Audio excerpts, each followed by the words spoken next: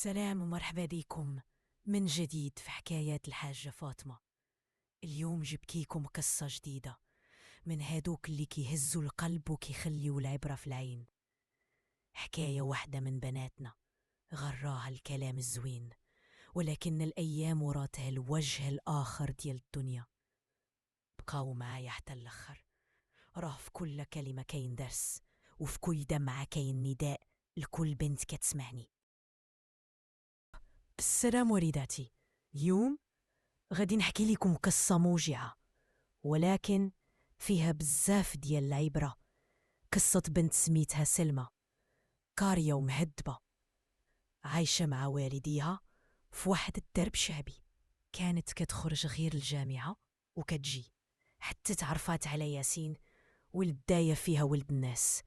هضرته زوينة وكلامه معسل، وبدا كيهضر معاها على الحب والعرس، وهي بدات تميل ليه وطاقت فيه. لكن وقع اللي ما كانش في الحساب. سلمى سلمات راسها وقال ليها نصبر شوية ونديروا العرس، ولكن منين حملات نكرها وسد التليفونو واختفى. سلمى كانت حاملة وحيدة وخايفة، هربات لعند خالتها وبدات كتخبي في كرشها، ولكن ماشي داك الشي كامل اللي وقع ليها، حيت العذاب الحقيقي ما بدا حتى تعرفاك الفضيحة. واحد من ولاد الجيران سمع القصة من صاحبه اللي كيقرا معاها، ومشى قالها الأم ديالو، وهي قالتها لوحدة أخرى، حتى وصلت الهضرة لأم سلمى بحال طعنة في القلب. ما صدقاتش، قالت بنتي سلمى لا مستحيل. ولكن الحقيقة كتجرح وما كتخباش.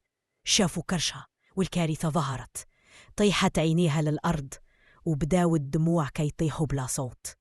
باباها ما قدرش يهضر، بقى ساكت والدم كيغلي فيه. ومن بعد قال غير خرجي من دارنا، ما بقات عندك بلاصة هنا.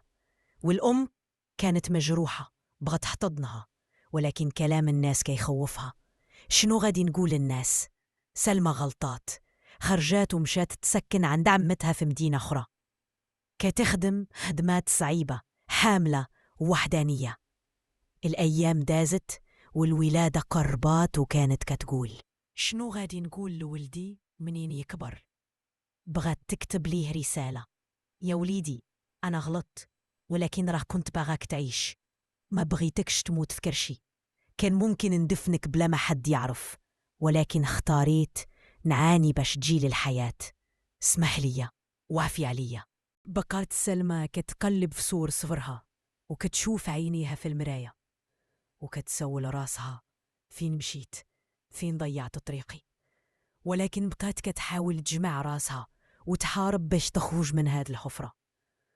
بنياتي خوتوا العبرة، الغلطة كتصيب أي واحد، ولكن الثقة العمياء كتحطم الحياة. ماشي عيب تبغي، ولكن عيب تضيع راسك باسم الحب. سلمى غلطات ولكن ما ماتتش، بقات واقفة وولدات وربات ولدها بوحدها. ولات خدامة في مركز اجتماعي، كتعاون البنات اللي وقع ليهم في حالها، وكتقول ليهم أنا نشيت في الطريق الغلط، ولكن توما باقين قدامكم الطريق الصحيح، ما تكرروش خطأي.